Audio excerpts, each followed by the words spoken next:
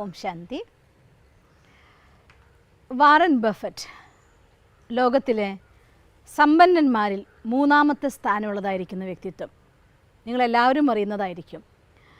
അദ്ദേഹത്തിൻ്റെ ഒരു ബുക്കിൽ അദ്ദേഹം എക്സ്പ്ലെയിൻ ചെയ്ത കുറച്ച് പ്രിൻസിപ്പിൾസ് പലപ്പോഴും ജീവിതത്തിൽ പലയിടത്തും പ്രാവർത്തികമാക്കി നോക്കിയപ്പോൾ വളരെയധികം അർത്ഥവത്താണെന്ന് തോന്നിയ കാര്യങ്ങളാണ് ഇന്ന് ഞാൻ നിങ്ങളുമായിട്ട് പങ്കുവെക്കുന്നത്.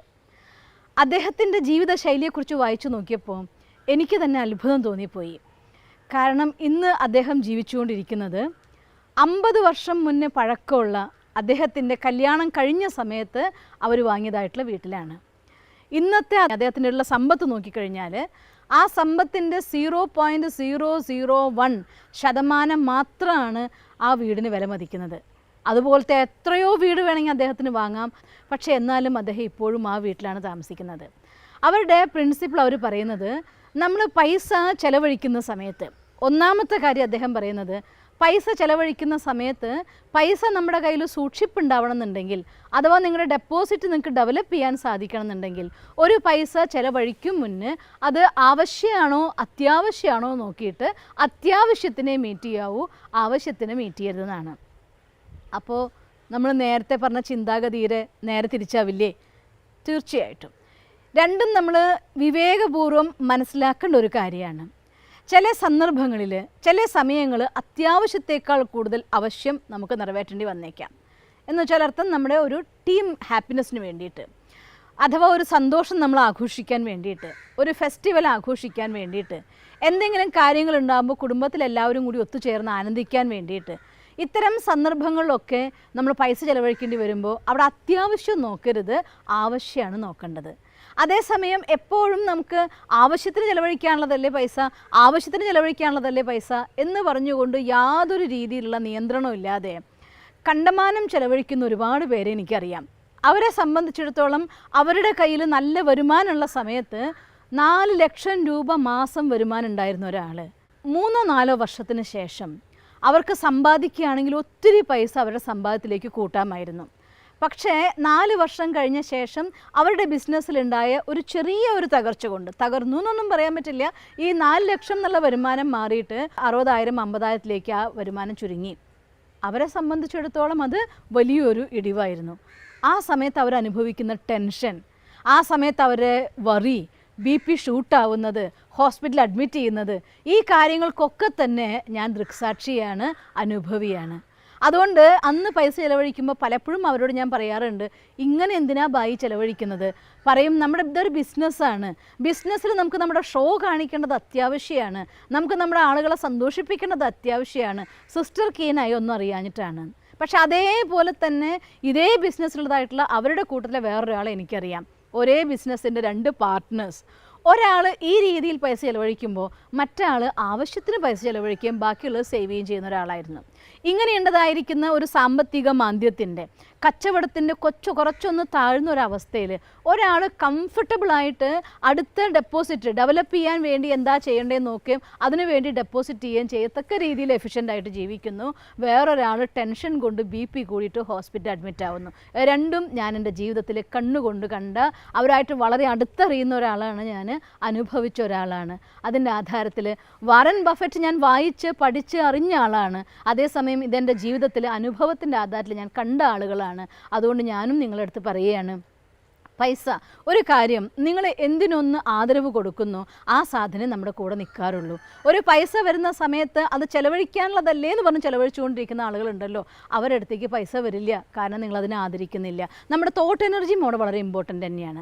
അതുകൊണ്ട് ചിലവഴിക്കുന്ന സമയത്ത് എന്ന് കരുതി പച്ചക്കറി വാങ്ങാൻ പോകുമ്പോൾ പച്ചക്കറി കടക്കാരന് കൊടുക്കുന്ന പൈസയ്ക്ക് 5 രൂപയ്ക്ക് ഉള്ള പച്ചക്കറിക്ക് പകരം ഇത് 4 രൂപയ്ക്ക് തരുമോ എന്ന് ചോദിച്ച് വാദിക്കരുത്.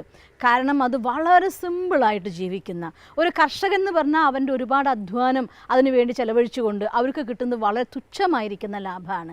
അത്തരം കൊച്ചു കാര്യങ്ങൾക്ക് വേണ്ടി നിങ്ങൾ പൈസ വാദിക്കുമ്പോൾ അവരുടെ അടുത്ത് ചോദിച്ച് പേശി പിണങ്ങി, നമ്മുടെ നാടൻ ഭാഷയിൽ പറഞ്ഞാൽ പേശി പിണങ്ങി ആ പൈസ നിങ്ങൾ കൊടുക്കുമ്പോൾ ആ പൈസ അവർക്കും സന്തോഷമാവില്ല, ആ കൊടുത്ത പൈസയുടെ അക്കൗണ്ടിൽ നിങ്ങൾക്കും സന്തോഷം തിരിച്ച് കിട്ടാൻ പോകുന്നില്ല. അതുകൊണ്ട് നമ്മൾ ഓട്ടോറിക്ഷയിൽ യാത്ര ചെയ്യുകയാണെങ്കിൽ ഓട്ടോറിക്ഷയിൽ 1 രൂപ ബാക്കി വന്നിട്ടുണ്ടാവും. ആ 1 രൂപയ്ക്ക് വേണ്ടിയിട്ട് അയാളുടെ അടുത്ത് വാദിക്കരുത്. ഇത്രയായില്ല എന്ന് പറയരുത് പാവപ്പെട്ട മനുഷ്യന്മാർ. അതുകൊണ്ട് സമയത്ത് നിങ്ങളുടെ കയ്യിലുണ്ടോ ഇല്ലേ എന്നുള്ള രണ്ടാമത്തെ ഘടകമാണ്. ഒരു 2 രൂപ എക്സ്ട്രാ കൊടുത്തിട്ട് ഹാപ്പിനെസ് അവർക്ക് കൊടുക്കൂ, ഹാപ്പിനെസ് നിങ്ങൾ വാങ്ങൂ. ഇത് ഓവർ ചിലവഴിക്കലല്ല. അതേസമയം നമ്മൾ മറ്റ് പല പേഴ്സണൽ ആവശ്യങ്ങൾക്ക് വേണ്ടിയും ഞാൻ പലരെയും കണ്ടിട്ടുണ്ട്. 4000 രൂപയുടെ ഷർട്ട് വാങ്ങിയിട്ടിടാൻ അവർക്ക് യാതൊരു മടി ഉണ്ടാവില്ല. പക്ഷെ 4 രൂപ ഒരു പച്ചക്കറി കടക്കാരന് കൊടുക്കാൻ പറഞ്ഞാൽ അവർക്ക് വിഷമമാണ്. ആ ഒരു മനോഭാവം നമ്മൾ മാറ്റണം. ഇതിനെയാണ് ഞാൻ അവശ്യവും അത്യാവശ്യവും എന്ന് പറയുന്നത്. അതുകൊണ്ട് പൈസ ആദരവോടെ ചിലവഴിക്കുകയും സന്തോഷത്തോടെ കൊടുക്കുകയും അതേസമയം വേണ്ടാത്തിടത്ത് ചിലവഴിക്കാതിരിക്കുകയും ചെയ്യുന്നുവെങ്കിൽ തീർച്ചയായിട്ടും നിങ്ങളെടുത്ത് ധനം വന്നു ചേരും. അതിൽ യാതൊരു സംശയവുമില്ല. കൊടുക്കുന്നത് എപ്പോഴും സന്തോഷത്തോടെ ആയിരിക്കണം.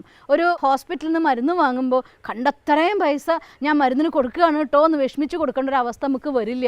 ഈ രീതിയിൽ കൊച്ചു കൊച്ചു സന്തോഷങ്ങളുടെ ആശീർവാദം നിങ്ങളുടെ ജീവിതത്തിൽ നിങ്ങൾ നേടിവെക്കുകയാണെങ്കിൽ ഒരു പക്ഷേ 100 രൂപയ്ക്ക് മരുന്ന് വാങ്ങിച്ച് കഴിക്കുന്ന ഒരു അവസ്ഥയിൽ നിന്ന് രക്ഷപ്പെടാൻ ഈ 100 രൂപ നിങ്ങളിങ്ങനെ പലപ്പോഴായിക്കൊണ്ട് പലർക്ക് നിങ്ങളിലൂടെ കൊടുത്ത സന്തോഷം കൊണ്ട് ഇല്ലാതായേക്കാം. ഇത് കർമ്മമാണ്, ഊർജ്ജമാണ്, റെക്കോർഡാണ്, സത്യമായിട്ടുള്ള കാര്യമാണ്. അതുകൊണ്ട് ആവശ്യത്തിന് ചിലവഴിക്കാനുള്ളതാണ് പൈസ. അതേസമയം അത്യാവശ്യമാണോ ആവശ്യമാണോ നോക്കിയിട്ട്, ആവശ്യം മീൻസ് വന്നതൊക്കെ ചിലവഴിക്കാനുള്ളതാണ് എന്ന മനോഭാവം മാറ്റണം. സൂക്ഷിക്കാനുള്ളത് തന്നെയാണ് ആവശ്യത്തിന് ഉപയോഗിക്കാനുള്ളതാണ്. ഞാൻ വായിച്ചിട്ടുണ്ട് എവിടെയോ, നിങ്ങൾ ഏത് പൈസേനെയാണോ സേവ് ആക്കുന്നത്, ഏത് പൈസേനെ സുരക്ഷിതമാക്കുന്നുണ്ടോ ആ പൈസ നിങ്ങളുടെ അവശ്യ സ്ഥാനത്ത് നിങ്ങൾക്ക് സുരക്ഷിതത്വം ഉറപ്പു തരും എന്നും ഞാൻ വായിച്ചിട്ടുണ്ട്. അതുകൊണ്ട് ആവശ്യത്തിന് പൈസ ചിലവഴിക്കണം. രണ്ടാമത്തെ ഫാക്ടർ, പൈസ സാധനങ്ങൾ വാങ്ങാൻ പോകുന്ന സമയത്ത് എല്ലാ സാധനവും വില കുറവിന് കിട്ടിയതൊക്കെ വാങ്ങിച്ചു കൊണ്ട് സൂക്ഷിക്കുന്നതേ ഷോപ്പിലാണ്, അല്ലാതെ നമ്മുടെ വീട്ടിലല്ല. അതുകൊണ്ട് ആവശ്യമുള്ള സാധനങ്ങൾ, ആവശ്യമില്ലാത്ത സാധനങ്ങൾ ഒരുപാട് ചീപ്പായി കിട്ടി എന്ന് കരുതി വാങ്ങിച്ചു വെക്കരുത്. ആവശ്യത്തിനുള്ള സാധനങ്ങൾ വാങ്ങിക്കൊണ്ടുവന്നിട്ട് ഉപയോഗിക്കൂ. അതാണ് ഏറ്റവും അല്ലെങ്കിൽ ആ സാധനം ഉപയോഗിക്കാൻ വേണ്ടി, സൂക്ഷിക്കാൻ വേണ്ടി ഇനി നിങ്ങൾക്ക് അതിനുള്ള പൈസ ഡെപ്പോസിറ്റ് ചെയ്യേണ്ടി വരും. പലരും ചെയ്യാറുണ്ട്, ചുരുങ്ങിയ വിലയ്ക്ക് സാധനം കാണുമ്പോൾ വാങ്ങിക്കൊണ്ടെന്ന് വെച്ചിട്ട് 1 വർഷം 1.5 വർഷം 2 വർഷം കഴിഞ്ഞാൽ ഉപയോഗം വന്നിട്ടുണ്ടാവില്ല. അത് കഴിഞ്ഞ് ഉപയോഗിക്കുമ്പോഴേക്കും ഈ സാധനം കേടായി പോയിട്ടുണ്ടാവും. അന്ന് വില കുറവിന് കിട്ടിയപ്പോൾ ഞാൻ വാങ്ങിക്കൊണ്ട് വെച്ചിട്ടുണ്ടായിരുന്നു, ഇന്ന് നോക്കുമ്പോൾ അത് ഉപയോഗശൂന്യമായി. ഒന്ന് ആലോചിച്ച് നോക്കി, ആ പൈസ 100% വേസ്റ്റിലേക്കാണ് പോയേ. അതുകൊണ്ട് ഒരു സാധനം വാങ്ങിക്കുന്ന സമയത്ത് ഇത് വേണോ വേണ്ടേ എന്ന് നോക്കേണ്ട കാര്യവും നമുക്ക് അത്യാവശ്യമാണ്. പിന്നെ വരവ് നോക്കി ചെലവ് ചെയ്യുക എന്ന് പറയും. അതായത് എനിക്ക് 100 രൂപയാണ് ഇപ്പോൾ ഉള്ള വരുമാനമെങ്കിൽ നാളെ 1 കോടി രൂപ എൻ്റെ വരുമാനമായിട്ട് ഞാൻ വിഷൻ കാണുന്നുണ്ട്, അതിനുവേണ്ടി എനർജി സേവ് ചെയ്യുന്നുണ്ട്, എല്ലാ കാര്യവും ചെയ്യുന്നുണ്ട്. ആ എനർജി ഞാൻ സേവ് ചെയ്യുന്നുണ്ടെങ്കിൽ അതിൻ്റെ ഇന്നത്തെ സ്റ്റെപ്പ് എന്താണെന്നറിയോ? നാളെ 1 കോടി രൂപ വരുമല്ലോ, അതുകൊണ്ട് ഇന്ന് ഈ 100 രൂപ ഞാൻ ഫ്രീ ആയി ചിലവഴിക്കുക എന്നുള്ളതല്ല. ആ 100 രൂപയിൽ നിന്ന് 10 രൂപ ആദ്യം മാറ്റി വെച്ചിട്ട് ബാക്കി 90 രൂപ കൊണ്ട് ചിലവഴിക്കുന്നതാണ് യഥാർത്ഥമായിരിക്കുന്ന എക്സ്പെൻഡിച്ചർ ടെക്നിക്ക് എന്ന് പറയുന്നത്. അങ്ങനെ നിങ്ങളുടെ മൂലധനം വെക്കുന്ന സമയത്ത് ആ എനർജി ഉണ്ടാക്കുന്ന ഒരു എനർജി ഉണ്ട്. ധനം ഒരു എനർജി തന്നെയാണ്. ആ എനർജി ഉണ്ടാക്കുന്ന ഒരു എനർജി ഉണ്ട്. നിങ്ങളുടെ തോട്ട് സേവ് ചെയ്യാൻ വേണ്ടതായിട്ടുള്ള നിങ്ങളുടെ തോട്ട് ഉണ്ടാക്കുന്ന ഒരു എനർജി ഉണ്ട്. നിങ്ങൾ ആ പൈസയ്ക്ക് കൊടുത്ത ആദരവാകുന്ന ഒരു എനർജി ഉണ്ട്. ഈ എല്ലാ എനർജിയും കൂടി നിങ്ങളുടെ 1 കോടി രൂപ നിങ്ങളുടെ അടുത്തേക്ക് കൊണ്ടുവരും. പക്ഷേ ഈ 10 രൂപ സേവ് ചെയ്യാത്ത ഒരാൾ നാളെ 1 കോടി രൂപയ്ക്ക് വേണ്ടി ഞാൻ അഫർമേഷൻ ചെയ്യുന്നുണ്ട്, ഞാൻ എനർജി കൊടുക്കുന്നുണ്ട്, ഞാൻ എല്ലാ കാര്യവും ചെയ്യുന്നുണ്ട്, സോ ലീവ് ഇറ്റ്, ഇന്ന് 10 രൂപ എന്തിനു വെക്കണം എന്ന് ചിന്തിക്കുന്ന ഒരാൾക്ക് നാളെ 1 കോടി രൂപ വരാൻ കുറച്ച് കഷ്ടമായിരിക്കും. നടക്കില്ല എന്നൊന്നും ഞാൻ പറയില്ല, പക്ഷേ സമയമെടുക്കും, വൈകിക്കൊണ്ടിരിക്കും. അതുകൊണ്ട് നമ്മുടെ കയ്യിലേക്ക് ആവശ്യത്തിനുള്ളതായിരിക്കുന്ന ഡെപ്പോസിറ്റ് വരുത്താനുള്ളതായിരിക്കുന്ന പദ്ധതിയാണ് ദിവസവും നമ്മുടെ വരുമാനത്തിനുള്ളത്. ദിവസമാണെങ്കിൽ ദിവസം, മന്ത്ലി ആണെങ്കിൽ മന്ത്ലി നമ്മുടെ കയ്യിൽ പൈസ വരുന്ന സമയത്ത് അതിൽ നിന്ന് ആ ഒരു 10% എടുത്ത് സേവായിട്ട് എടുത്ത് വെക്കുക. അതുകൊണ്ട് യാതൊരു നഷ്ടവും നിങ്ങൾക്ക് സംഭവിക്കാനില്ല. പിന്നെ മറ്റൊരു കാര്യം നമ്മൾ ചിന്തിക്കേണ്ട കാര്യമുള്ളത്, ഇന്ന് ഓൺലൈൻ മാർക്കറ്റിൻ്റെ കാലഘട്ടം, നമുക്ക് എന്തും ഓൺലൈനിൽ വാങ്ങിക്കാം. തീർച്ചയായിട്ടും നമ്മൾ ഓൺലൈനിൽ ഇൻഫോർമേഷൻ നമുക്ക് കിട്ടിക്കൊണ്ടിരിക്കും. ഇത്ര നിങ്ങൾക്ക് മാർക്കറ്റിലുണ്ടാവും, ഇത്ര നിങ്ങൾക്ക് കിട്ടുന്നൊക്കെ. എല്ലാ കാര്യവും അങ്ങനെ തന്നെയാവും എന്നൊന്നും നമുക്ക് ഉറപ്പ് പറയാൻ പറ്റില്ല. അതുകൊണ്ട് ഒരു സാധനങ്ങൾ വാങ്ങിക്കുന്നേക്കാൾ മുന്നേ, എന്തിൻ്റെങ്കിലും പിന്നാലെ പോയിക്കൊണ്ട് സ്വയം നമ്മൾ അന്ധരാവുന്നേക്കാൾ മുന്നേ അതിനെക്കുറിച്ച് പഠിച്ചിട്ട് വാങ്ങുകയാണെങ്കിൽ പലപ്പോഴും നിങ്ങൾക്ക് നേരെ തിരിച്ചുള്ള അനുഭവം ഉണ്ടായേക്കാം, ക്വാളിറ്റിയിൽ വ്യത്യാസം ഉണ്ടായേക്കാം. അതുകൊണ്ട് ഓൺലൈൻ മാർക്കറ്റിംഗ് തെറ്റൊന്നുമല്ല ഞാൻ പറയുന്നത്. ഞാനും സാധനങ്ങൾ വാങ്ങാറുണ്ട് ഓൺലൈനിൽ നിന്ന്, അത് തെറ്റൊന്നുമല്ല. പക്ഷേ ഇതുപോലെ നോക്കിയിട്ട് അതിന് വേണ്ട വിലയുണ്ടോ, ഇത്ര തന്നെയാണോ എന്നൊക്കെ പഠിച്ചിട്ട് വാങ്ങാൻ വേണ്ടി, ചിലവഴിക്കാൻ വേണ്ടി ഉപയോഗിക്കണം. പിന്നെ ഒന്ന് മണി മാനേജ്മെൻറ്റ്. കാരണം നമുക്ക് കിട്ടുന്ന പൈസേനെ ഏത് രീതിയിൽ ഉപയോഗിക്കുന്നു എന്നുള്ള കാര്യം വളരെ അത്യാവശ്യമാണ്.